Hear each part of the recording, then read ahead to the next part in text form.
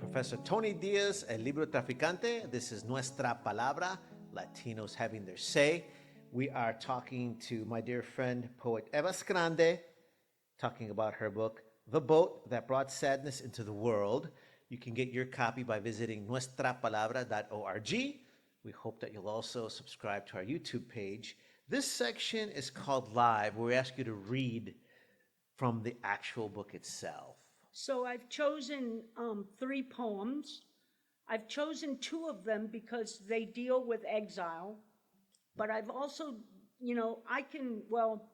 Ed Hirsch called me a surrealist in his comment, which got me very upset because of my high imagery, right? Right. But my friend Victoria, whom you might know, said to me, "Don't worry, Eva, Gabriel Garcia Marquez hated being called a magical realist. He thought he was into social realism." So that made me feel a little better. But I picked these poems because they're a little bit easier to understand. They're not as, quote, surreal as Ed Hirsch might think. So this first one is called Orchid. What have you become, my Cuba, my orchid of a homeland?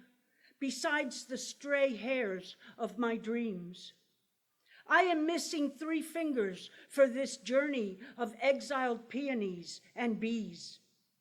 I wish I could once again see your benches where the weary come to sit and watch their burdens bloom into butterflies. I miss the parks under your bridges, the brides walking down the aisle under canopies of palm trees. Oh, water of infinite blue splashing on the shoulders of your cities. I want to see the cathedral in the plaza where men go to wash their feet and women baptize their hopes. If only I could find my old house in the streets of your capital, to feel sparrows in the eaves of my heart. Exiles cry, sweet land, for the white rapture of doves within your gardens. Even those who are tired are happy along orchid-filled streets, and pigeons take turns kissing the stones of your old roads. What boats lead back to the fruits of your hands? Oh, dear country, on what knees did you bid us farewell?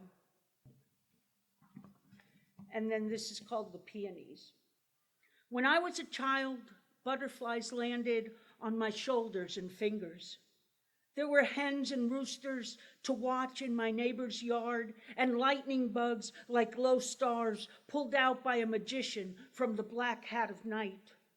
I walked with a limp to mimic my grandmother. I had no idea the large, open mouth of exile would swallow me whole, or that refugees hid wedding rings in the heels of their shoes. I didn't know the sadness of leaving her country, the kind that weighs on you like an earth, would break my mother. I worried a new language would fail my tongue. I spent long hours on the swings of exile, unaware that the country of my body was filled with silent violins. I was scared of dark petals falling off flowers, snakes, and deep oceans of hurt.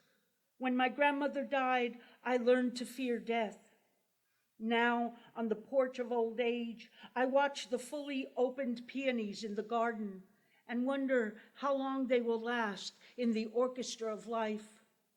Oh, sweet chants of cellos in the distance, let it be a long time before they are exiled from the pink orb of their bodies.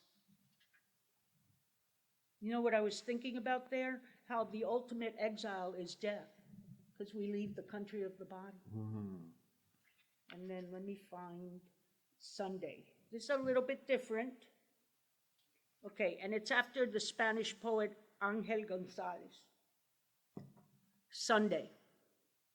Beautiful Sunday, whose arms open to 1,000 butterflies, who returns memories of joyful carousels to the minds of old trees, and cools the foreheads of fever, who gathers bag ladies to sing alongside those dying alone, and loves the bored children in churches.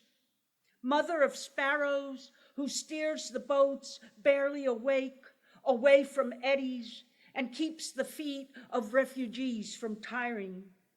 Even if it's just for one day that the homes of the poor fill with bread and honey. Even if on Monday the backs of people bend over while carrying suitcases of debt.